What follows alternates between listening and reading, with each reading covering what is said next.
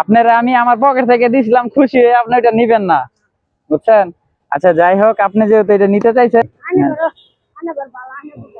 না আমি বালা বুঝি না। এটার ভিতরে কয় টাকা আছে সত্যি কথা আমি নিজেও জানি না।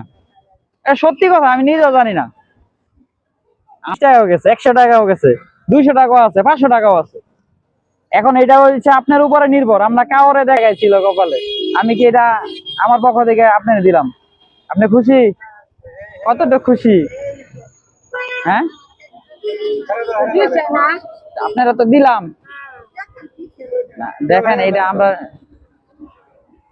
আচ্ছা ঠিক আছে, যাই হোক। না ওইটা আমি নিমুখে। না না না, তাহলে আপনার চিন্তা করলে হইব না, ওনার চিন্তাও করবেন। আপনার চিন্তা করলে হইব না, ওনার চিন্তাও করতে হইব।